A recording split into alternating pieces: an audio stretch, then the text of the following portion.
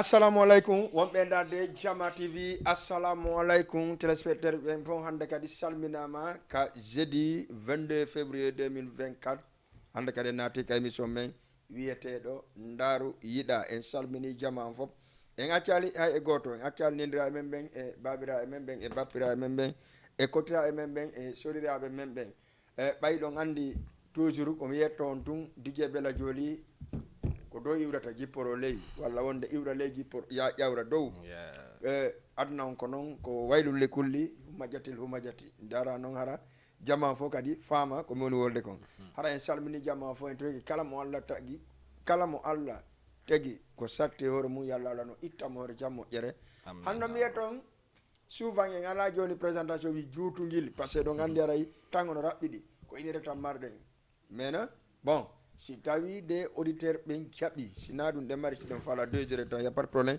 ko émission Ndaaru Yiɗa souvent mi addanen ko yiɗi ɗon ndaaron ɗum ɗon yiɗon hande no ɗon andi ko momi addani on ko wiye ko mo jama fof woni wadde ka TikTok ka Facebook Instagram ka page Facebook hani publicité waɗelam publicité aka Bobo Dansol assalamu aleykum. Wa aleykum salam wa rahmatullah. No marsude Ça va très bien. Bobo Dansol no waya ça va rien. Nyande be quoi. Amen sorti Samakala, ça fait longtemps. Ah bon? Ouais. Acha, Bobo Dansol, comment tu es Bobo Dansol? Mi dara jama andi tay Bobo Dansol. Bobo Dansol. Ouais. Ko pay ku waju to ku mondon quoi, parce que na net do goto quoi. Bobo Dansol ko net do wado wo kongu di mundi ko jodinta di ton sa gente ke lota eno pimadi nge kadi.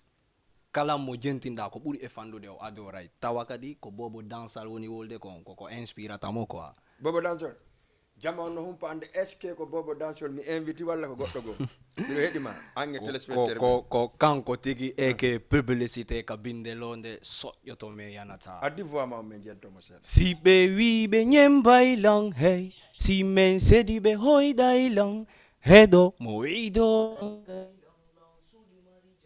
Sachida tangal he wido neletake sino tumba yo jodo kabinde londe si mi binyi be wulay si mi sorti sama kala welay 100% si mi bronsi George si be bay kuram me hiday mo moƴƴi o wallay ay si nyanne tonya musaika publicité waɗelam publicité Biobi Damsal publicité. Biobi Damsal bi data c'est publicité. Ndaaru Yiɗa publicité. Bobo Dansol, ka émission men Ndaaru Yiɗa. Bobo Dansol depuis ça fait depuis des années peut-être Bobo Dansol lo yemude. Bobo Dansol est-ce que la men jonde la biographie ma Bobo Dansol gila fuɗɗa yimude awe tango hande te Bobo Dansol parce que yari men alama men andama par exemple. Ouais, c'est vrai Arianda lam nanu be inde yang hiyalam burno dude ouais donc musicon ko depuis 2007 depuis 2007 bon otino endermon tu vois mais deftere parce que no minirta ko Samsung maru fiande toujours si mi windi suratul ji kala di mi wadi donc la jettude ɗi mi stocka ɗa mi wallina quoi. Pourquoi est-ce que malinaɗi à côté ɗa te jama no sohli konngol ma an bobo dansol ka game komi waɗirnoɗi à côté ko fi hande quoi, fi hande ko woni wadde kon fewdo ɗo ni pour l'instant way parce que moneli doño wotataƴo naafi hawju quoi. moneli doñolgal na yo taƴo ko fi naafi yo hawju moneli doño wotataƴo naafi hawju quoi. Parce que okay. sa neligal ɗan ndi 2 ans ngal yahay mais en no retardi seeɗa quoi. mais ko doyi si ngal hewtoyi noon ɗa andani hoore ma way kul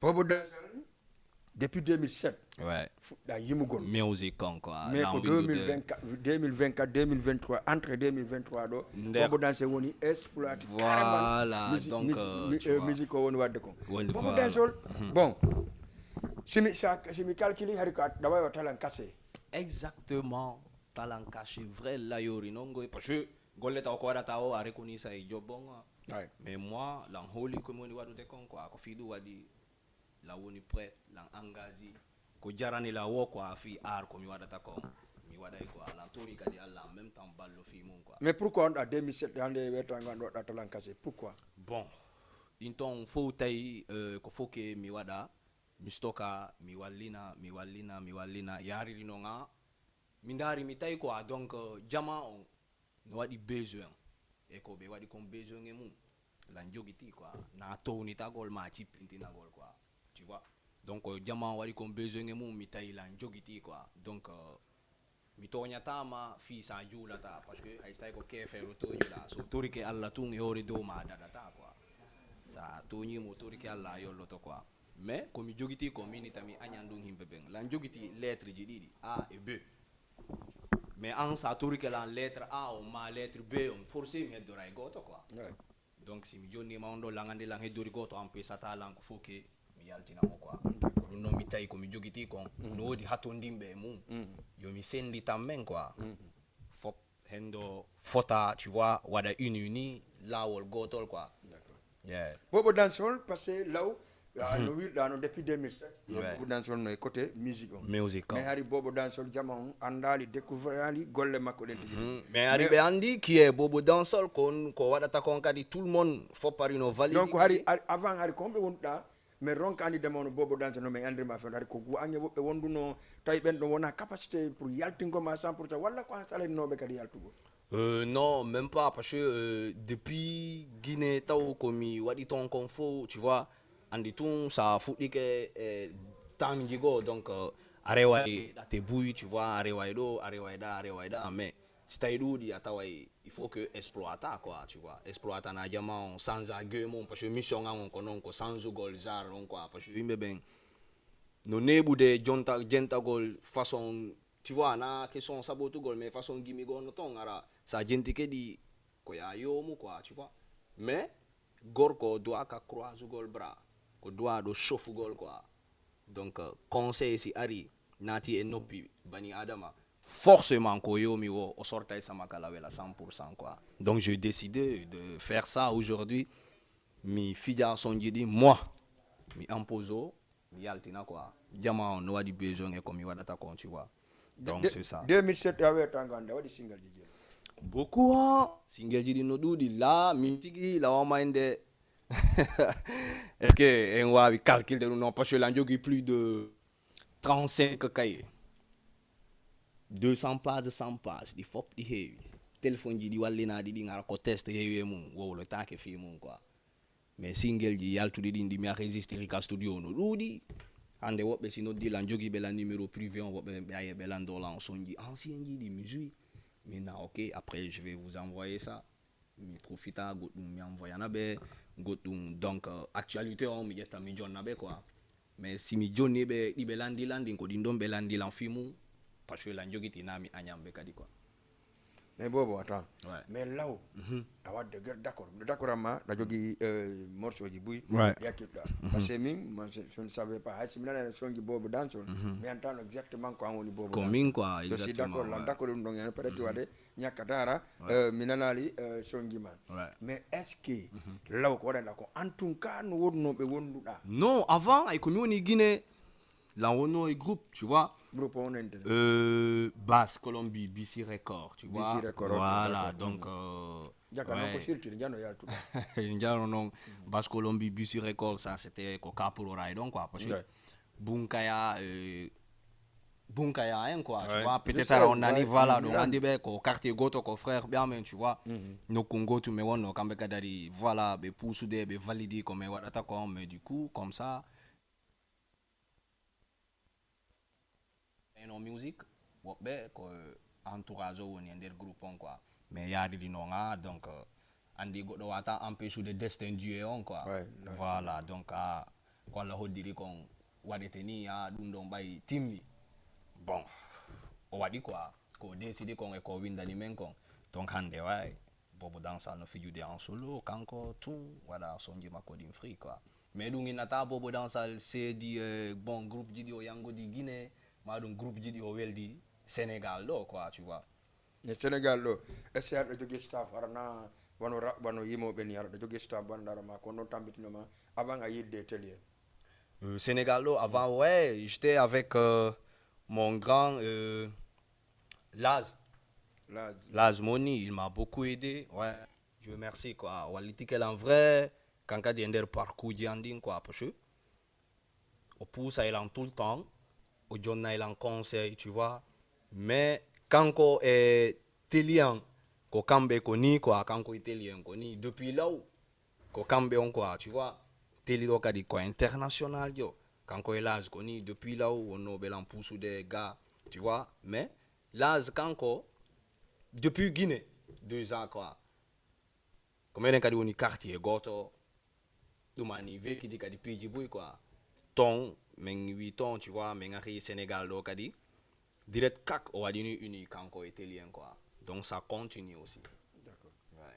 Mais avant ko joguima kanko par exemple avant télé endade mari jama wala nande fima ouais non ma kanko jokka côté musique o waɗa jokka juste o walti ɗum conseil non lui il conseille en plus il manage aussi o manager no tu vois ko kanko no manager ma on temps avant ouais avant na no min tout nder parce que groupe on ari ko on était trop parce que me marno kadi petio quoi tu vois ari comme un tato mene wada ben zoukon comme ça non en relation non mo be relation seda mais na discours na autre chose il faut mo be relation seda domani quoi mais non fibu gol jude woni j'aime pas quoi tu vois après du coup Bobo a profité de faire ce qu'il peut min kadi ko dum woni appliquer do quoi acca Bobo a décidé waɗugol ko faala kon quoi par ce que ko yiɗi kon e ko wawi kon c'est normal et il faut que ɓiɗɗo gorko wa'a noon quel que soit alpha ko wowɗa o ko wowɗa waɗa no hollira noon jamma o ha ɓe tawa hiɗa wakkili aray ko sens walla moyen moni ala Bobo Dansol acca Bobo Dansol depuis 2007 est ce que hari a waɗi concert ji tourné ɗi jindanɗa hoorema joyiɗa walla hari a heɓali ɗin tourné ji non depuis 2007 ton ko concert ji ɓe invitata ni comme ça ton wono yawgol distance ji woɗɗuɗi wono iwgol ɗo par exemple na yaha telengueje wayen le truc distance on par exemple kono wahi quoi ɓe invita elan concert ji mi yaha mi fija mi assista mi joie ɓe welto kadi vrai mi arta après no wawi wadde 2 jours 3 jours kadi ara goɗɗo no dilla mi buusa mi yaha ka quartier amen kadi ɓe profita ɓe organise ɗon spectacle ji yara ko espèce fi amen ɓe joɗɗina concert on ara jouer vrai après oti kadi buusa yaha mais village une fois mi wi ka capitale ton kadi mi yehi labbe concert tawi ɓe invitant ton kadi mi buusi mi yehi mi joue bien dongol quoi donc c'était avec le gars là dongol labbe labbe dongol labbe quoi parce que donc concert donc kadi ko min e oɗo wonno joude parce que ko Bercy e nder boîte on donc kadi ko min e oɗo jouno donc le gars là Saifullah caméra tu vois ouais Saifon ok ouais, ça c'est à l'abbé Bercy Night Club nderton quoi d'accord acca merci beaucoup téléspectateur wonɓe darde Chama TV hande ko noon e Bobo Dansol e DJ Bella Joli ka émission Ndaaru Yiɗa ɗon andi jeɗi jeɗen fof ko émission Ndaaru Yiɗa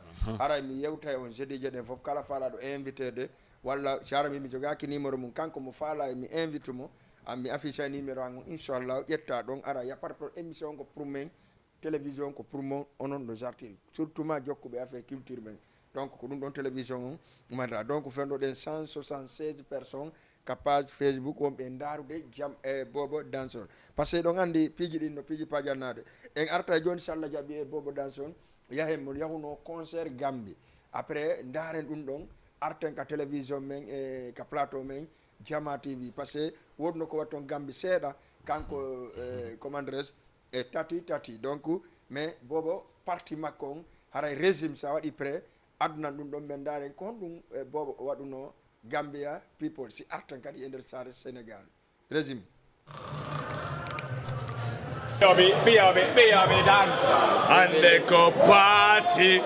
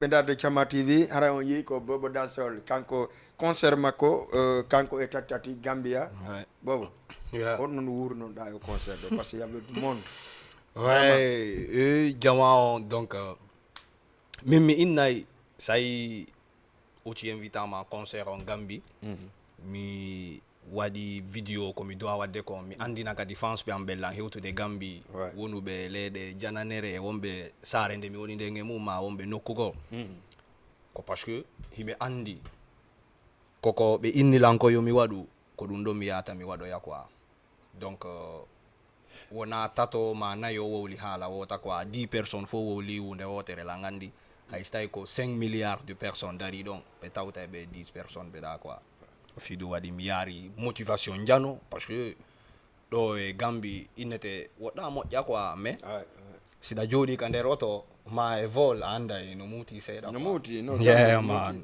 parce que déjà ko yewton fi ko télé général bari yewta fo wari mi général mede woni parce que mede mari tourner ari Gambie donc d'accord do no yaade concert mais contre temps bi mi wawali yewde concert mais quand même vraiment awado excellent golle jane labade ton parce que Gambie faut apprécier souvent hay général wala en tout cas est-ce que fewndo ni projet Bobo Dansol lon ko hondum fewndo ni ok merci vraie question projet Bobo Dansol ko wunde honno andi si lewru bagguru yawi dibbe bagge si tetti tati yakki tutti cipike ko kaaki tati baggi kadi non quoi mais din don kaaki tati baggi sa tetti kaaki tati baggi e leggal sa wadi di e nder wurere a watti to ndiyam a hubbini yite ngen sa ombi après 5 minutes sa uditi andi ara no change couleur on mi ara ko di tati waddale nder ton donc biobi no accitani be publicité on taw ko dum do mi fala sendudo golle jama ngon ko parce que ko be jenti kon hedo mo wido nangai lang sudi mari jawo sacida tangal mo wido nele take sino tumba yo jodo kabinde londe si mi binyi be wulai lata min il faut que mi c'est-à-dire mo wi nele take jodo kabinde sino tumba yo jodo kabinde londe quoi parce que c'est très simple comme ça enen den jodi do den fijude den jalde min si mi jouyi comme ça gros bras min ni la njandi buri fop ko min buri fop si tay mi acci ha en tumbike mi jodo e ke takko londen to goddo gono dari takko ando an sa don dama ko min jodi don nelata andi ko mi towni juude o ma ko mi bungi o mi hewtande ndianda yara ma ono o me benton fop o nginna o mo ya mo wido nelle take sino tumba yo jodo kabinde londe jonno mo wi nelle take jodo kabinde londe c'est forcé on nellete forcé on nellete pourquoi non c'est tay o wi on nelle take ade o naga avant binde londe merci joni non ko inno don nelle take ye jodo yi kabinde londe dino wujjo wosi tay kalifari haltu wujjo won quoi voilà avant la si mi sama tung donc joma gande de ngara eno andi quoi tu vois d'accord donc Bobo Dansol mi sikki fewndo bay don akkiti publicité on d'abord ouais exactement quoi il y a clip on kadi voilà fewndo do ko dum don doa don clip on e songo yaltida direct quoi Bobo Dansol mais fewndo si Bobo Dansol bi contrat yawgol à l'extérieur est-ce no di prêt no mari kadi produit mo nabora à l'extérieur min sa finde ni lang 6 heures ina Bobo imo de mari concert andi mini no moneli donyo wotata yo na fi hawju moneli donyo wotata yo na fi hawju wibe muchonchilila ta endungu simi defi ya wi atalanda manku hey kan wota huto wadali apia ikari yon chipirali haigoto bungi naka bungali ko wonno bobo konge dewela wota konga haisita ibe nangirindo lili ibe nangata lang hey kan kere yanda ma inami on son royalty koko weli e ko buri e welgol e ko buri e fotogol quoi mi woni adande himbe amben quoi parce que bani adama fo mi la watti ni quoi tu vois c'est ngal di yurmondirgol wote ay yurnondir quoi mais publicité on yimbe be jentike seeda ko buri welgol ko e nder publicité o woni be jentaki min de ko da tumi jenti ko ok donc ko buri kon non awa welgol a jentaki taw dum don joni kon no humpintom me wana ni joni mais humpama ça fait combien de temps non donc voilà publicité alti ko publicité tout ouais exactement parce que c'est-à-dire ko mananje question woni rewrude voilà pidigo quoi voilà parce exactement parce que faut fala me intégrité nga ko non va nous donner l'argent télé attention voilà mais andi neddo donc avant tout da himbe ben quoi tu vois ko himbe be won dabbude mbuddi quoi si be wallini do par exemple waɗen somme to so quoi si ɓe wallini ɗo 10 000 ma 50 000 ɓe darniɗa 20 personnes ma 30 personnes yaw ƴetta himɓe ɓen yetto 30 personnes 30 personnes hay ɗi mbuuɗi ɗo hay si tawi na ɓe 30 personnes ɓe suɓiɗa ɗa na kamɓe wallini ɗi ko neɗɗo wawɗowa maɓɓe yehi yangi ɗaɓɓoye mbuɗɗi ngaddi quoi donc sa ɗaɓɓoyi ɓen ɗon si ɓe ari kamɓe kadi joni ɓe yiyoya e wawɗo o wona ɗo wallede no ɓernde makko nde wahi noon donc kala mo hiiɗuɗa mo hiiɗa o jooɗodi e mum koko Allah subhanahu wa ta'ala hoddiri quoi ko fiiɗu waɗi a suɓoto himɓe ɓen quoi sa suɓike himɓe ɓen après a heɓoyay noon ko wona compiranede fi mum quoi ko ha a jangi école min komi ekkiti kon fop komi wawi kon fop miɗo weltani Allah e kadi hayallan fala ya weltano yumma anta o déjà quoi parce que merci beaucoup déjà awa ko nene an sinama yumma ouais donc ma weltano yumma an quoi o danki kelanga bon mi mawni parce que andi woɓɓe innay mo bunginama bungali o huuɗa ɗo quoi kan ɗon ɓura andede mais min mi innay hay goto bunginaka bungali ko wonno bo donc hay goto bunginaka bungali ko wonno bobo ok d'accord tu vois c'est manan ka bunginano ɗo quoi kon ɗa bo comme ça et puis o ekkiti l'enfant quoi tu vois parce que no woduno piiji gono ton ko woɓɓe go waɗayno ka école min simi ari ka suudo waɗanta landin piiji quoi birama ouais d'accord ɗum waɗi na ɗuma o jannata école mais gandal ngal quoi ko woni kon ka hoore donc no woodi tereji buy quoi wondi e yumman tawata wawi Allah subhanahu wa ta'ala no ƴettiɗin ɗon min kadi jonni lan quoi tu vois parce que komi jooɗi ɗo si mama ari jooɗike ɗo ko sendidirtami o ci ara ɓe taari ni ani birama mi anda régime combo wi accident téléphone on parce que mi falno ara ko deuxième partie to mi aɗa mais ƴetten goɗɗo ka ligne y a pas de problème allo assalamu aleykum allo allo oui on jarama ɗo e jang jarama to nala toon alhamdulillah ko wonɓe ɗo nodda men on to mbeɗen geejowaye mbeɗen salmina ɗon boɓe denson merci beaucoup mi weltani kono ɓe geejowaye boɓe denson no heeɗima respect king respect big up quoi you know what I'm saying DJ Bella Joli dama pedda Moussa Ba Kenkon merci beaucoup esena Moussa ni ko Moussa Ba Kenkon la koy no binta mo jang janton kono wondaɓe fof ne jang saba alhamdulillah no ɓeyguma binta mo jang jantola alhamdulillah d'accord kono wiɗa bobo dansol sincèrement bon kankar ma di golle labade non bobo dansol mo wenama ɗon du courage franchement ngara travail makko no laɓa d'accord yeah, man merci king quoi merci franchement moment ouais jonni la goɗɗu go quoi wonu toujours connecté anani ko weli no arde ko ɓuri e welde fotude no arde kadi quoi ɓengu mum ko yimode ɓengu makko ete Binta Tamba. Wow. No. Okay. Awalanga ndiko himbe be du lawo ni no du. Yeah man. Wala aray tingka mede weltanima kadi franchement mede habbi piiji ɗin par ce que somo wadde ko weltintamen. D'accord. Balla nawru golle ɗen yeeso. Allahumma amin. Wala aray ko jogiiɗo wata waccutuɗon so ɓeydaali wata o woytu par ce que franchement piiji ɗin ko piiji. Non. Merci man. Merci vraiment. Inshallah. En ralenti sata quoi en accéléré auto angal ko manuel na automatique ko ene woni wadde vitesse on nan si Allah jabi No ko non. Yeah. Merci vraiment. C'est gentil man. Respect.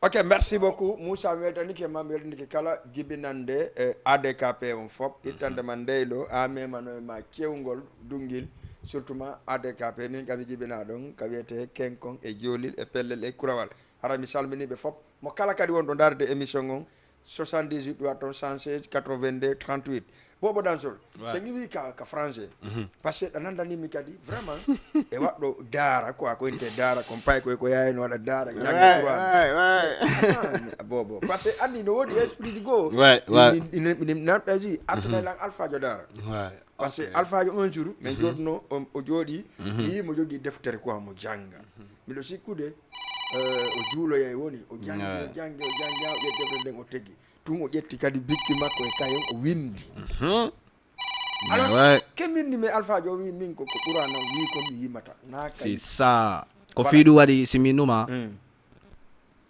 musique jidi mi jonnata din haysi ko clash ataway ko conseil quoi mi woni jonnude quoi ko ɓoylinoɗo yo fewunoɗo yo ɓurtu fewugol aka ñoƴƴanan ɗon fewunoɗo e ɓurtu fewugol aka ƴetten goɗɗo ka ligne assalamu aleykum allo on jarama ɗo e jang Assalamu aleykum. wa aleykum salam Nala ton. alhamdulillah ko hombo ɗa noddami on to Ouais, toujours ko padi diabi dansal. eke publicité ka binde londe en soƴƴoto me yanata you know me say Ay ko sombo. yeah man respect Match of équipe passe de que yeah man ɓeɗo ko himɓe men ni No, ko kono wonɓe Tiawan Paul you know me say Be.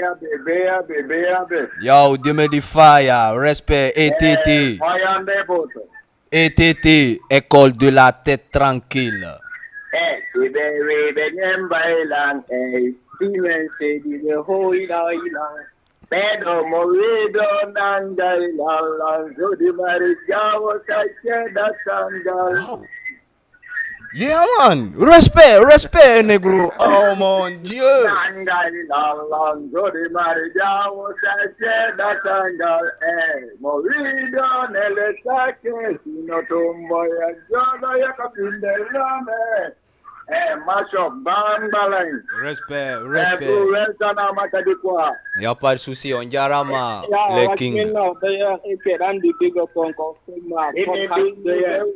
yeah man respect la famille respect yeah man family voilà quoi yes on est reconnaissance y a pas de souci quoi comme tu le sais yeah yanata yeah man respect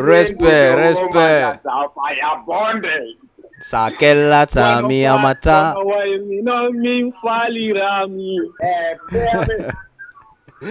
yeah man merci beaucoup aray mélomane vraiment en tout cas ayi son andi artiste il faut que o jawad goldum don ko yimata kon chama on famay ko yimata kon merci beaucoup ko yimata kon donc hara wona donc faale fure fara way arten ka question ka Qur'an parce que économie yewtima non mi yi hakkille maɗe mi tawi vraiment e hakkille ma no wawi ƴettugol kadi ka bindi Qur'an wawa wajade jama par ce que ayni a wajato woni ouais c'est ça parce que andi mu'min no ton quoi muslim kadi no ton quoi mu'min no ton à part muslim no ton kadi à part okay. quoi sentana ɗin ɗon. Merci beaucoup. Andi no wodi goɗɗo innowo ashhadu an la ilaha illallah wa ashhadu anna muhammadan rasulullah sallallahu alaihi wasallam. No wodi wowlowo ɗum ɗon quoi. Mais hara ko sabu honɗum o wowliri ɗum ɗon ko sabu o yalti ka yaasi o wi accident, mais on accident mo wi ɗon kadi hino arde e makko quoi. Joni ko kulol ngol wowlinimo ɗum ɗon. Ko ɓen woni mu'min. Muslim no muslim no mu'min walla ko muslim donc muslim on muslim on mais mu'min on non ko waɗuɗo ni tout droit shariaji Allah subhanahu wa ta'ala ɗi mo respecti ɗi mo obéisi o caméra jamanu o waɗatani ni o waɗatani mo fewi yet oɗo ko vrai ananata ɓenna oɗo ko mu'mini Allah ni andi no wodi ton janguɓe no ton kadi anduɓe mais si ɓeeɗa inni ɗum ɗo no harmi ɓeeɗa inna e ɗum ɗo harma iɗe gandani ɗum ɗon hay ɓe janngaɓe no andi ɗum ɗon no wodi ustaji ɓe innuɓe ɗum ɗo no dagi woɓɓe inna ɗum ɗo dagaki jonna compte e homɓe tawtuɗa donc min c'est à dire bani adama sa ari a wolani lan taw komi anda mi yeddatama min natama na gonga min natama ko gonga min nayi awa mi deƴƴa mais Allah hollay lan non kadi konko wolanɗa lan ɗon kadi ko gonga walla wona way ɗum ɗon andi don de Dieu on no existe joni quoi non na ɗum na question wali yo andi awata wiide on sa non andi fiyondu waɗi simi wowli ko neeɓi jindugol wo majjata quoi no wawi so mangore ñoli en hakkude mangoje buyi merci d'accord a faami ko neeɓi jindugol wo majjata quoi donc komi hii kon e komi waɗi kon e komi wuuri kon ko bus quoi si mi hawtidiri ɗum ɗon a taway ko bus andi fiyondu waɗi siminoma c'est pour conseil les gens ko conseil gol yimɓe ɓe mi jooɗoto fi compose ugol sans son fi compose ugol son goto mi winda 5 son ko mi jooɗi ɗo mi compara noon ɗin ɗon joyi si mi darti mi taway la windi goɗɗi wonɗi ley ko kanji dowa arde dow no wodi wonɗi dow ko kanji dowa arde ley no wodi wonɗi tumbo ko kanji dowa wonde ka fin joni wolani darangol duuɓi jeli waɗɗa dara bon dara on kadi koko mi haalanma kon nanen ko ya weltano rek yumma ko ɗum no ko kamɓe jannuma dara agurana donc ko kamɓe nabilan voilà c'est ça tu vois ɓe nabilan mi jangi ouais sas billo bobo aboyi kurkade ton foke wolnami newi ton newi ton quoi parce que newi nder ton tu vois mais alhamdulillah alintike na fo quoi na fo mais nodi jusuje go tawata mi gaynide joni lang e fi lannitagol wunjomo o fo quoi joni da jokki mi jangay mais pire ka ɓenni o rasta e joni rasta moƴƴa annonɗa kadi rasta teɗa jangi Qur'an rasta c'est à dire andi na sukundu ne ata bani adama quoi na sukundu ne ata quoi andi ɓe innayi ali jatti ɗandi ɗi ka ali jatti ɗandi sere sere ka andi ɗi fota mais mene ɗi ali janna ok coloy ali janna joni ali jatti e sere sere fop no fota way mais ɗi wiri data quoi sa nani fof no fota kaka cangol wona quoi way ɗon fof fuɓɓoto ouais ko ɗum waɗi ɗon fof fuɓɓoto merci beaucoup no ton ko sabu ɗum ɗon noon e ko mama ƴettilan ko nabilan ka jangugol ɓuran papa an kadi renforcer lan vrai tawata si mi arti mi jooɗoto quoi kanko ta babingan sa kanko sa simo arino kamɓe si ɓe arino 2 ans taw ɓe landotako lan ko honto mi jangi hande quoi honto haɗuɗa ha honto mi haaɗi way deftere nden ko ni ɓe uditinde direct ɓe fuɗɗo ɓen ar mi waɗirano o jonnalan conseil de plus o courage alan kadi de plus mais est ce que joni ɓay ɓe ɗanɗa yimude ɗum ɗon no weli ɓe ouais je vais dire ouais minnayi ouais alhamdulillah minnayi ouais est ce que ɓe andiɗa yimude papa no andi lan himude mo andi lan himude par ce que ɓe jonnayi lan conseil fi mum min baɓe gan mo inni tami wujju goto tami jattu goto tami toñu hay e goto kono noon ko ɓe faala kon si mi waɗali ɗum ɗon mi feƴƴanali piyeede goyi ko mawɓe han quoi envers maɓɓe mi feƴƴanali piyeede de voilà donc min ɓe wa gra ji ɓe waɗi lampiji pour ya parce que ko kamɓe andini lam ɓiɗɗo ma si torike ma siɗa jogiti okkor mo mais na ñande be wondeje goo so wari yo inni lam faala ɗum ɗo innu mo ala andi fiyon yo wowtu quoi wande na ñande be heɓoto quoi ɓe inni kadi yomi considère famille on comme goreɓe am ɓen mi considère a goreɓe am ɓen comme famille an on quoi donc ko noon mi woniri tu vois ko noon mi woni wurirde kadi e jama on quoi voilà ok Bobo Dansol vraiment en arta e deuxième parce que mi yino ɗa wanno goɗɗum kadi to sek ɗo ka tati encore ari ouais exactement goɗɗum kadi ko weeli woni show parce que arten noon joni noon libéré noon numéro téléphone o waɗen 15 ou 20 minutes si gayno émission on téléphone on ɗon ko téléphone on parce que iɗon andi sina ɗum on wawata famude si mi hakkili téléphone on law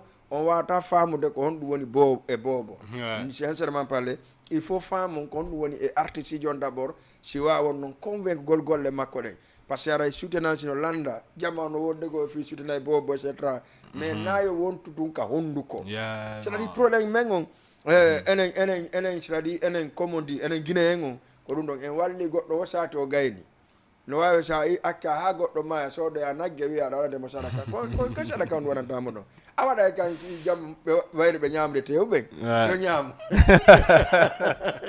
sina ɗum a walla e goɗɗo si o nawni walla goɗɗo ko tampi ɗon walla goɗɗo vraiment ko soñji ɗon so nawni naɓmo ka hôpital waɗa toon mbuuɗi ma ɗi waɗa kala ko waɗete kon si Allah dikkinimo o dikkay si Allah kadi ƴettimo anda wona a waɗi devoir ma o mais accugol ha goɗɗo maya ɓena versane kaari verse ɗo 1 million 2 million sooɗoye nagge sooɗoye mbeewa sooɗoye comment dirais sakuji ɗiɗi maaro defe ñaami waɗe pati ɓe hakkidama kadi a jooma mayni nden kadi e goɗɗum ngo c'est pour cela nde Bobo Dansol no ɗo vraiment yarta joni e joguiɓe moɓen yewten ɗum ɗon kadi ka dernier partie hande ko honɗum Bobo Dansol lando ko soutenance wona goɗɗo jantamo yimugol hande kadi ɗum ɗon Allah wawnimo donc o heddi ko soutenance pour yo avance comme tout le monde walla o ɓuura yimɓe heddiɓe par ce que min mi yi golle makko ɗen a j'apprécie par ce que min ko min jokkiteli pendant presque hade o yaali Gambie si min addanam Bobo Dansol par ce que peti ko watta kon min mi heewa yiɗugol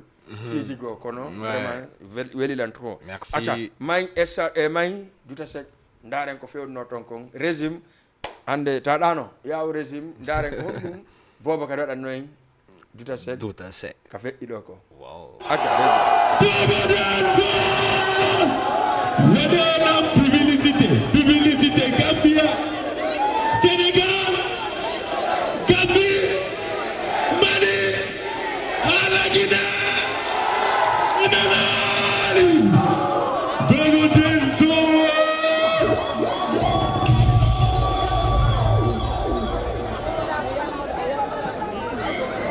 si ɓe wi ɓe ñembaylan he si men sedi ɓe holdaylan heɗo mo wido nangaylan lansuɗi he mo wido neletake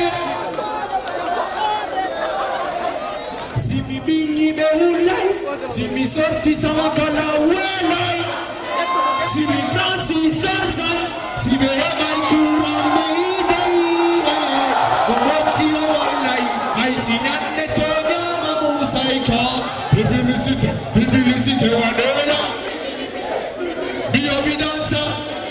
biyomi dansa biɗa tase min mi ɓuura hay goto hay mi jiwga hiyata miɗo jicco kañum wayno ko miɗo da so ceerno mama jallo hoymi kono sappo wotuna tenen talata alaba ala alkamisa juma waɗa guba kelle mi nana keke kelle mi nana keke kelle mi nana keke kelle mi nana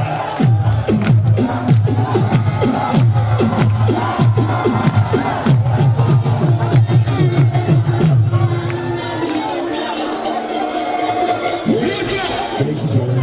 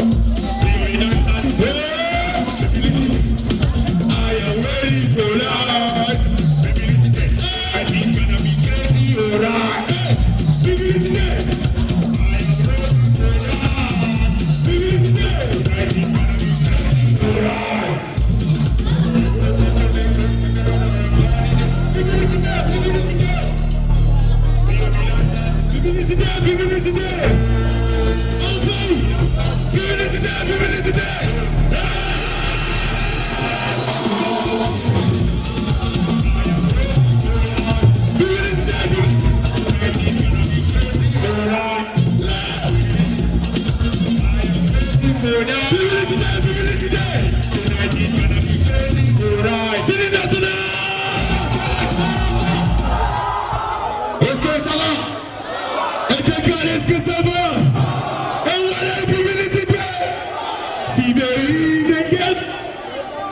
Si me say di me hold on. Yo. So come back. Come back. Hey.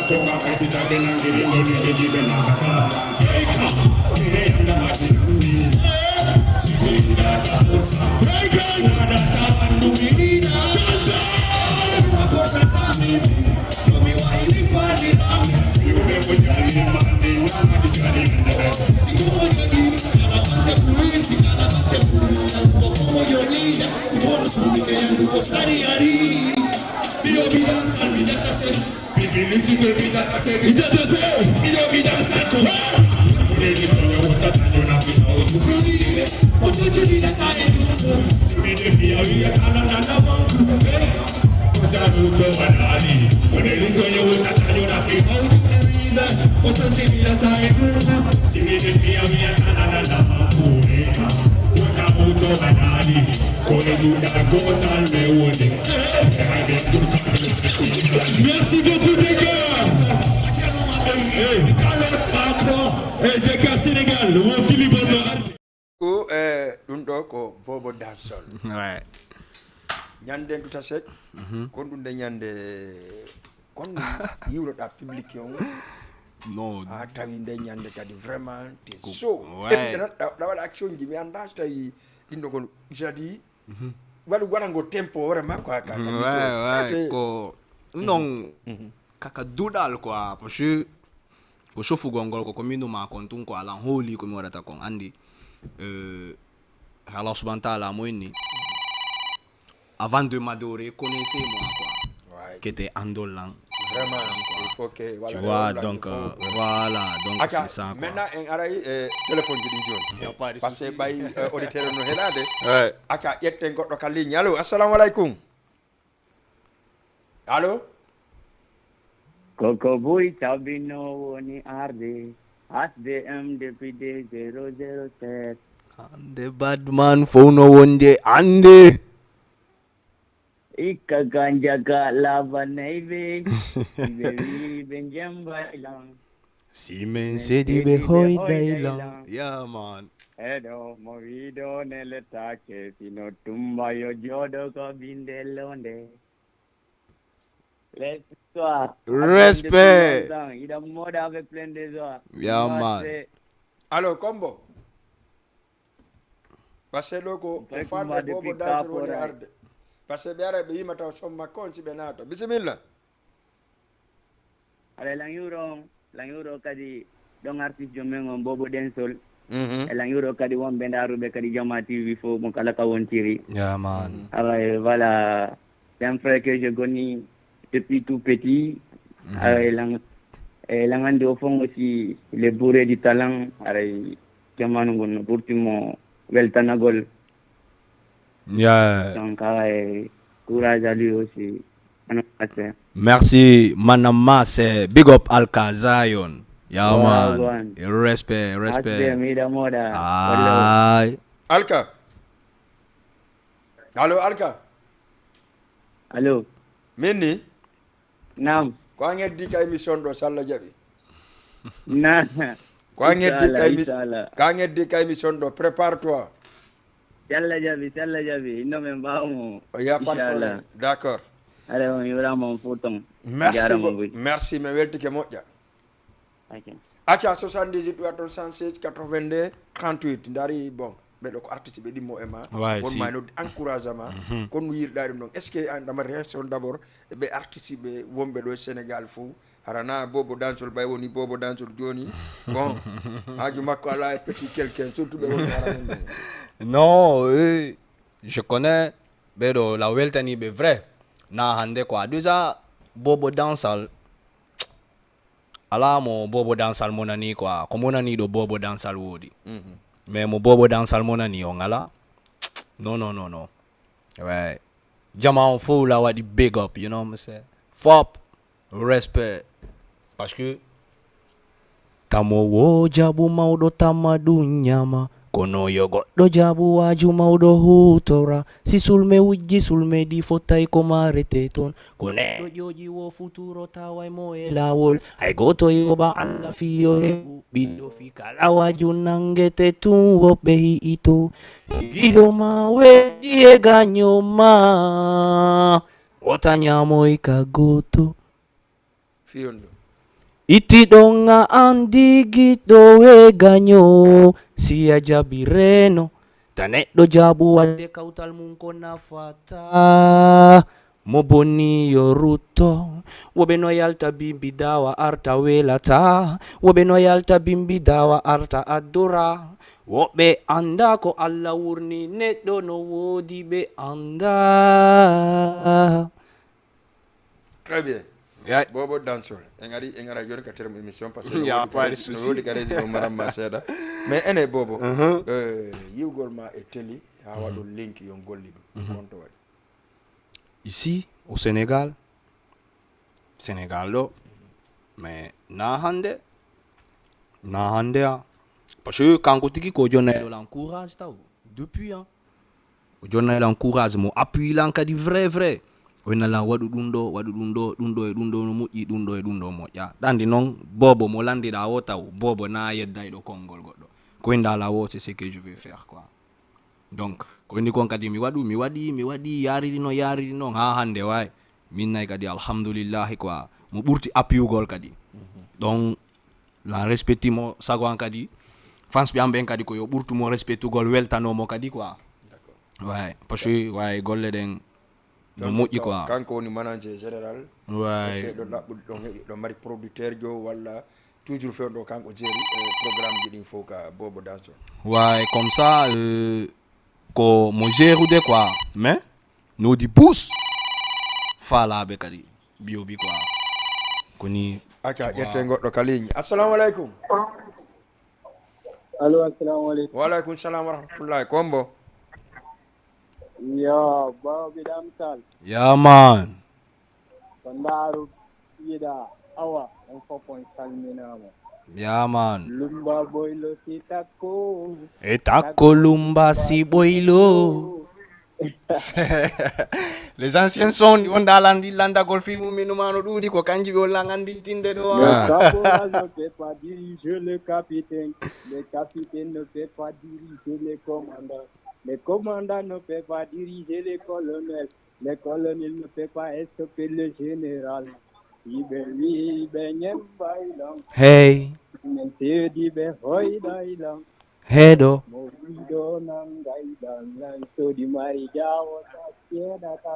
Hey. Yeah man. Yo le king.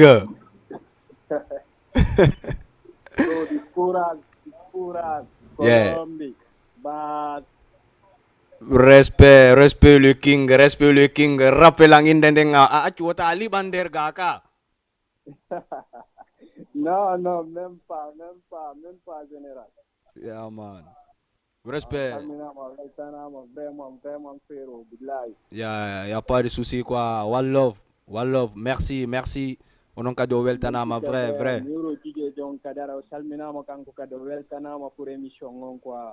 Merci beaucoup, merci. Ok, merci. Merci beaucoup. Allez, 78 merci beaucoup. Ok.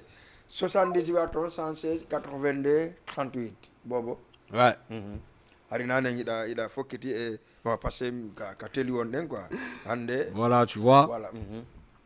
Ino ko ni wadde kon kadi tu vois, l'ankel animo quoi, tu vois, la welta ni monon ko sabudu ngadi kelle den quoi parce que ko ni wadde kon koko woni lange welde kon e ko moƴƴani men kon quoi e no duwa yarirgol non quoi wala wadde wunde nden fi waɗugol nde tunde mo andi quoi objectif on quoi tu vois mo andi ko men visi kon donc na hande quoi ça fait longtemps nebi vrai mais est-ce que bobo fe on ɗo ni si tawi télé wi ya wottu Guinée est-ce que waɗi pré yawgol Guinée wontira toon golli ɗon ara ko kanko inni ɗum ande sa ine moƴƴinanayi lan ɗo passeport yonaɗan visa fiyo mi yaw est ce que tawɗa holi sa moƴƴinanali passeport makko on tawarayno ɗum anni aka mi yaray mi yarta voilà ƴetten goɗɗo kadi ñi assalamu aleykum Waalaikum salam warahmatullah. on jarama ɗon e jam Jantum kono fen. alhamdulillah komɓe ɗo noddami on to Ma ñawto enen no hiro on émission o me weltoramo. merci ɗo noon sa ñawli kenne mbay mi andi tinde na elle Mari ɓay noon kandu gandi tinde kasi a pas de problème. il y a pas de problème merci Aliou Bari miɗo heeɗima bobo dansol no takko ma ɗon Ano min kono gure ko na andi su andi no andi no bene ko gonga parce que al min no ko men. mais fenatade ko woni ko mi yii ko walta sakko ñalla Gasi ala ko. Donc ala d'abord ko weltoramo en émission o weltoramo ko den sol. E félicitamo encouragement. d'accord Andi promoteur de leydi puisque de statement. il faut noon Aliou Ouais. il faut no yewton ka concert saif on il faut invite on pa en kunga Non, mais invitable. Négocier, de changer d'artiste in the whole des droits de l'homme. voilà Déjà, c'est une chance de donner l'artiste de musique pour le grand centre d'Amérique. d'accord Ça, c'est un deuxièmement. Disponibilité de musicaux. ouais Respect mon minimum. Mais en dame au fond.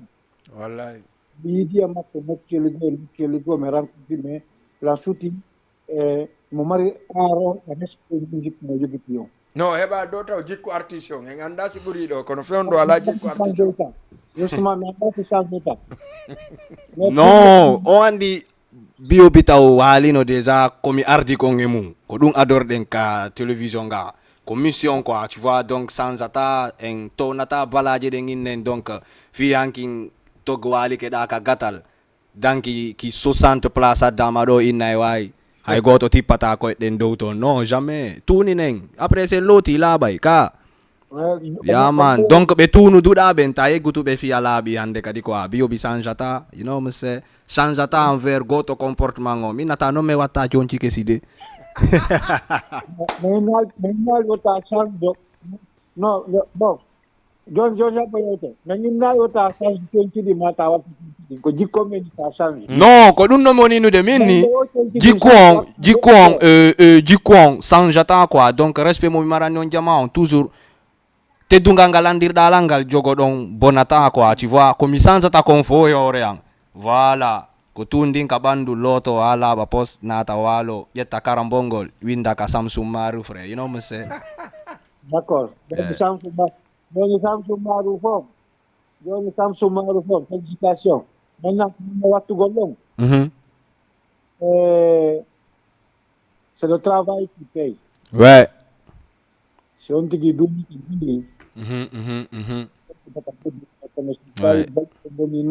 ouais c'est important on bénéficie de ouais donc félicitations ouais on t'encourage et nous sommes là nous les promoteurs donc comment on va au manto ça comment on va kadi ha mais libérer ma me liban ouais mo dia ko adom ado men ando be ha adi de ko ko mo ti ando ko y a pas de souci en crée ay différence quoi taneɗo jaɓu towni tagol quoi voilà adden jamao ouais ko lebindi no golla ma famundi mo andi do tindo mi wala do ak so fototi kono min no suba on a hebu gotum 40 millions ta studio la musique ko go star voilà man musique ko aram do yar go secteur malari ko ouais ko nebi ko fuɗɗiɗa on tijawo on a jama mandam mais ko da hoti ko mandama ayati ko jama ouais c'est important. Donc comme il y a parole ha mi félicité ak émission mo félicité diggé jom félicité man on vraiment ma jogo ka jogo bu ka ti Ouais. ak ka ti ben la ma ko ti de ala ko ya ya Il n'y a pas de souci, Inch'Allah quoi. A andini lang tanet do jabu wadde kautal mun ko nafata mo boni yo rutto. Nyande go bakatu du ito to quoi. wallahi Yeah man. Respect man. Respect. bon courage. Yeah, merci vraiment. Merci Aliou Bari. Merci, merci beaucoup. Et donc, on a dit bon sens. Mari concert Molanado le 20 avril. Ok, d'accord. Inch'Allah, en arta edum donc kadi parce que Jama TV ko partenariat et Inch'Allah ko dum tay andi menen sengal di ko enen tungaray ko me yette bari be akilala. Non, c'est ça quoi. Andi ko voilà ego songal di yurmondir gol taw yurnondir quoi. Taw yurnondir vraiment. Yeah, voilà, ara je salue tout le monde et promoteur be wombe do be fokani salmini président Chamala bari bantingen le président de l'alliance de la sous-région salmini Mama Salou Lemiro kadi kanko no andi promoteur be no do no heewi do mais ko sadi ko doyen ben mi woni wolde film do mi remercier kadi kala fala na de game parce que haysa anda a naati a wakkilike a wada doy andine da ko anda. Merci beaucoup. Voilà, exactement. Welto no kadi teli vraiment merci beaucoup aussi ko abset man kadi ko abset gon kadi invitation kanko bobo dans mi ko do wela tammi artiste jong o manager man arma waddo dire c'est ça ko impo min ko wela tammi hara manager jo waddo dire man darma carman do yo mi hetto artiste jo maw hara mi wowli na wi go tun di passé hunde den ko gonga a sansata jikko si d'accord avec toi kono non no wodi tangi go ko hewta sa woni président république dum ko président république ben woli deta dum don ko si dum don ko pellet dum don wona e ma wona e an hande si tawi a woni de haut niveau en tout cas a yewde e beya be andino da ben kono ko haut niveau be marta affaire be da hande kadi ko yewdu to fop ko business ji wada do lawdi. Voilà, exactement. Parce que hande kadi woni de haut niveau. C'est pour cela jamon kadi faamu e wonu ko artiste yagal e ko dimpiji won ton haray an a faala ka hunde den wadde parce que par exemple sen kadi ka iPhone no wodi bibe be iPhone yeydano CD ji be iPhone waridano piiji mais hande be wawata hedde iPhone no be faadira non parce que man fe woni haut niveau. Donc si Allah wallima ko ya wakkilo kadi walla aray bawde jetten kadi goddo ka ligne. Allô allô allô d'accord bien no marsude allô oui meden hedima kombo Kouz au petit bari yo Kouz bien désolé Sophie Bouri bat la terre Aslater no way wono ya man pamutung andi sa sorte sama kala burai aslater ventilateur yeah man yeah cool. Bah ouais, je dormais à la nani mais donc mi faut émission malgré on tikai no là on mi tayo mi droit ta mi suivre moi j'ai pas de la famille. Yeah man. Bah ouais. Yeah. Vraiment big up, one love, big up à toi et je te souhaite tout le bonheur. Merci et Amin aussi. Bah ouais, faire dans l'endroit la suivre des émissions bon depuis Kaolack. Et la depuis Cap Skirring. Wow, félicitations, merci. Et puis ça a gagné une émission on doy ka tourna nan. Ya man. Ok. Voilà. Si me di landi si me numani ke me wa fetu bekadi ya man no ko yete bari way bari mo be wi mani ya man ela mitari kwa do. Tikone. Il faut tes émissions mitari faut que on tigi du manno quoi. Ouais, c'est normal. Yaltina vuango. Merci vraiment, merci. Aya batala wiya Aje jatalang, anabay jang halik gitalang, mujoki bio binanga talang. Hay be lampi dung fida talang.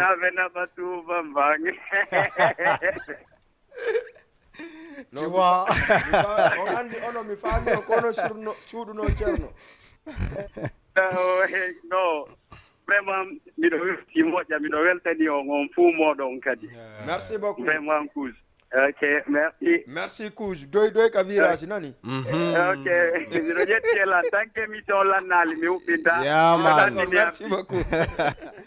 Respect Kouj. Big up yourself. Donc Kouj wo tant que émission lannali kanko aramo droite. Non yo. Inne yo waɗu doy ka virage. Doy ka virage. Doy ka virage ji Allah heɓtana mo jang. Allahumma amin. Bon voyage ana bon vitesse. Billahi. Mais ko sofer jo njano ni taw spécialiste jo dandi taw bio bitaw sofer sina wa do na portalan quoi. Donc interrogé do vraiment Allah hewti mo jang et puis amin kadi ko participer émission kon welton ne gado me ka page Facebook ben fop mu lat no dudi der ga no dudi der ga mo wata kon de fo sina dum ko do wonde nge walde Moussa merci beaucoup et mo ha jol mon sibude émission merci mo be darde depuis Guédiou ay et Mbour et puis boy pi masta ka darde émission depuis Mbour en tout cas kambe kadi fondo be welti ko Bobo Dansal adda ka Jama TV ko mais andina on Allah jadi min en tant que promoteur DJ mais yewde manager on waɗanen Bobo spécial concert do e Sénégal hara ko kanko jeyi concert on inchallah waɗani si Allah lan non jaɓi si feƴƴi ɗon en arta joni e Bobo Dansol parce que mi fala régime miɗo wino eɓe marnan toon bit goto malga hoorema hara ko mi on Bobo mi fala yo men wayni to émission mena Bobo ouais artiste ɓe guine bursino ɗo wonɓe yimude Bobo ouais woɓɓe ɓen dey Bobo duwaji ɗin haray no manque seeɗa kono ɗum concert taɓe par ce que haray vraiment no yimede do ɓayi mo kala no joni e studio ji ɗi yombi bittiji téléchargé no woodi kala moƴƴe tun yaaka e studio wiya mi sa nani woɓɓe no henna ko honno ko mi kelo jajama mi kelo patima mi kelo c'est-à-dire quelque sorte de voilà ok donc ouais tu as parfaitement raison parce que andi musique sai ni taw déjà waɗemo ko nu duwaɗa ƴettude taw waɗa ka hoorema min mi suɓike ɗum ɗo quoi andi oustage jo ko jannowo quoi tu vois donc si ɓe wadde bayana a filma ɓe quoi mais o filmuɗo ɗon en tant que o lançali ɗum ɗon na fo wata découvrugol mais filmu ɗon en tant que mo wattude ɗum ɗo yeeso mo tawano ka ñande filmete on tigi wattana hila e mum donc an kadi noon himowo musique koya waɗu ka hakkille ma taw an artiste jon an taw ɗa wawi wa imam jo ko senduma e makko o parce que ɗa andi quoi ko senduma kon e makko donc voilà no ton quoi mais condition normale o message ji ɗi duwaɗa jonnude ɗin konngol ma ngol anda ha hontongol yata quoi ɗa duwa joɗɗinde message wonɗo positif logique jentiɗo wo hiya hoore mum tawa wawi hara c'est à dire kala ko jonnuɗa ko ya force waɗa ko mi duwa waɗude kon hara sago an kala jentiɗo o tawa way kanko ɗum ɗo o veeki ɗum ɗo o wuuri ɗum ɗo quoi ko noon après so tawi ko ella rectifia par ce que ala probléme wala solution d'accord ala probléme wala solution quoi sa joɗɗini konnguli ɗi moƴƴa no haniri noon ara haw jaali a joɗɗinayi ko weli quoi d'accord voilà karamoko Mamadou Winda Diabo télémile ore kofi ɓe télémile kono ɓe sibude émission o non ɓe jarama fota ɓe salminama moƴƴa no Aissatou ɓeygu maɓɓe Hasanatou kala monɗaro ma to ga Kerno Wudi kanko Tidiani Mengia ɓe fop wonɓe télémile ɓe fop en salmini ɗum ɓe darde émission o régime mi anda joni noon Bobo Dansol siko Bobo Dansol tigi régime envoie-moi quelque chose de très bon ça Bobo ɗum ɗo ko andi ah bon ɓeydu musongo ɓeydu woyo mi fiɓu juuɗe sago maɓɓe guuɓe ɗen kamaro nayo suuɓe ya wayandi utitebe velocipede la kayara tawa asilatir fire bending woyo mifibu jude sago mapegube den kamaro nayo sube ya awayandi utitebe velocipede la kayara tawa asilatir ya kobe hidani wo si alla fodali la mihendo tako bilai kadimita yo tako Nedo heba iganyo mo sabotako mi autatabo fofusa dunge lawol antanke da jogito rede okor sadaka bonna nai do mawi ube wata minda rube wata mi kalkilbe simindari kude mabe denta wa ilamburibe tamo wo feuja na fi mabe joni mi yandibe beken kitana majale de bonde fiobe bonna neti ai hudi bido are bondi puri bobo penusi ya hai walete o wona tetetedo wobino kuldiro wani wobino wento hangingika kodonyo wailo toboro le ganga koyo ejo kusimi hepsi be sata mi wula be dam salka karambos da fala armite ante sida wadi ko wobe yanda dun ko wobe go halante wi ube ya lando sanda biobi dansa lando marija osachida tangalando sanda biobi dansa lando marija osachida tangalando jodo bobu dansa la rani behedo barade wandi domi ngadi na bede benda bare to jinta bofo dansa salmini beka bawo hogo mi achata bobo penu ulala njogi bombo mi awota koma ubengambe na batumba benda bare to jinta bofo dansa salmini beka bawo hogo achata bobo penu ulala njogi bombo mi awota koma ubengambe na batumba ngachunani. Yeah, man. Ah, ben à Batumba. Régime, stop. C'est la dit, Bobo, il faut que femme, Bobo, Owa Junjano, Oyawata, comme moi, Bebeng, Benaba, Tumbang. Oyi Bobo Penu, Wulata, Imojogi, Bonbon. Comme une torta con. Bon. La welti avant tout parce que la welti est wadi do buskwa mais ko watanda lan kon kasaki rundo ya rundo no rundo na bilang yes ça j'ai beaucoup aimé ça d'abord déjà parce que si mi jodi ke rundo tawakara ino manka ni lan quoi ko mi na ko golle anden ni donc mi wadi puis jibu ma dori mais ko dundo mi subi quoi sago anka di walito to do la wo ko yo walito lang mun quoi min ko music ko mi subi depuis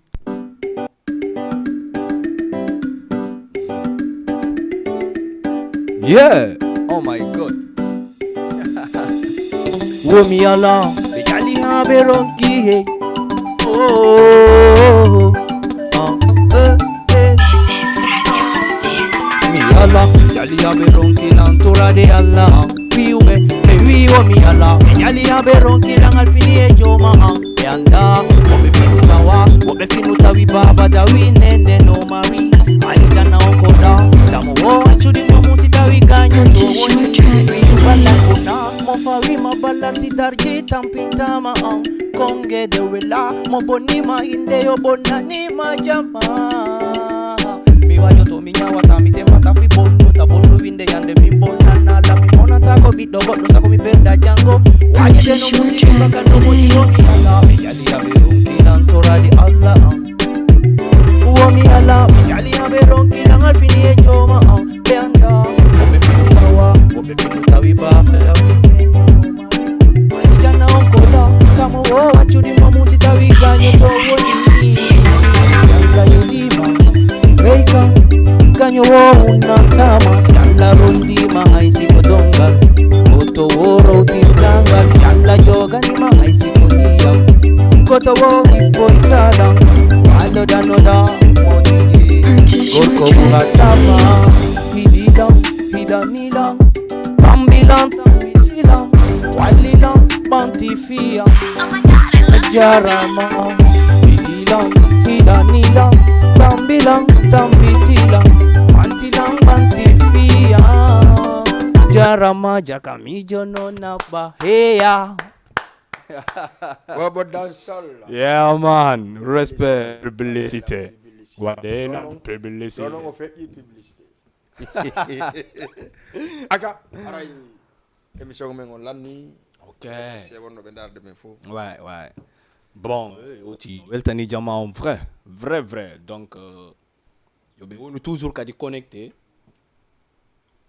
Ko foti e ko buri e welde no arde quoi. Ko mi halu no kon passion. Fo no wodi ko mi yeggiti avant yele wayno li. Régime no wodi no ko men haldi fo men. Ouais. Il faut aduna mi 3e bit même yeggiti.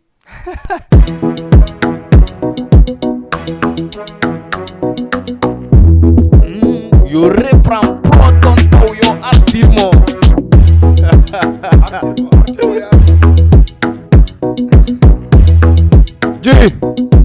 Moses skills on the beat. Naba, yeah, yaka mi jono fitina. Yaka mi jono naba, yeah, yaka mi jono fitina. Go go we you know we no tampio yeti bogi.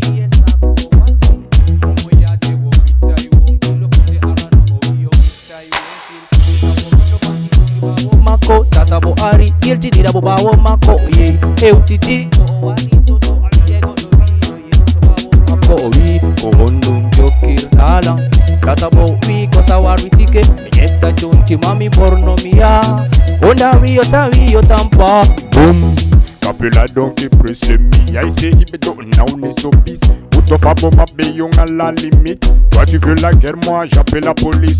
Ils vont te dire, reste attentif, je dis reste positif, je te parle ici. Je suis à la télévision, venez savoir c'est qui. Il y a les lignes de passe, mélodie principale.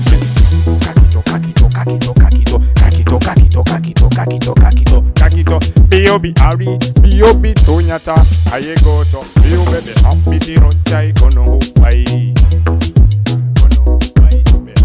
Rochai kono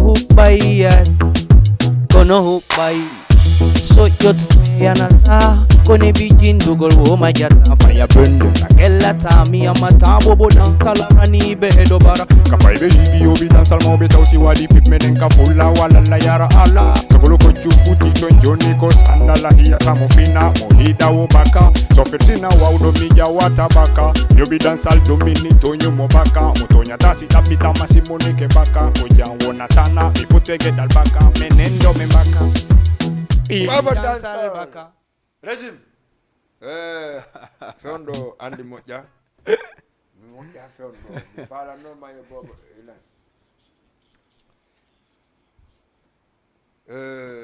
ene bobo Ouais. da waɗi wawi ko dream walla ko dream wonno ouais drill n'importe B.O.B. ko nabirda la wo suis d'accord avec toi y a pas de souci mi ɓura hay goto hay mi jiwnga hiyata miɗo jicco gaño hayno ta ko miɗo daso ceerno mamma janno hoy goro sappo lotilantenen talata alarba allah ko boddi heƴatta e buddum norano maru dole me kadi ɗum he colum fiɗete e calum ko gandal legginta jinna kaca bundo no heɓa guite sinno ɗo wame pawojo heɓata noppi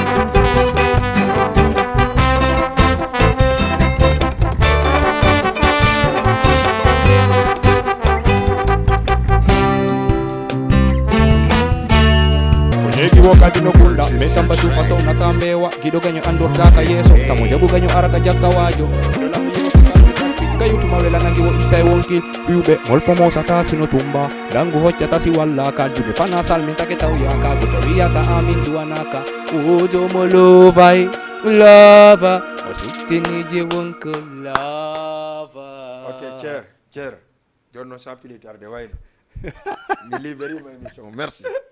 Yeah. Joni wayno non No.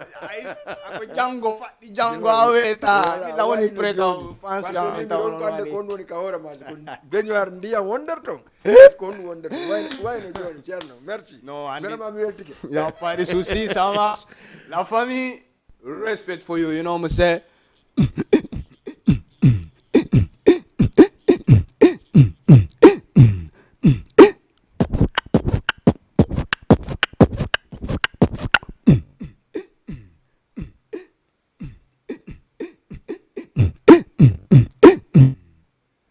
Menen naka samakala yawren den sa bonni men ko ya yafino woɓɓe konki sonki ɗoftino hollo becce tawano ka hankiɗo maɗinoɓe ɓennali sondino siɗa wanduno dansal yafino kamaren baka newre ɗoftino laamu wangu wona goto fewjuno nde ɓe wowla figiggolla hoccoto si ɓe bannanilam mi hoccoto si min fotti min tum ɓe pottoto.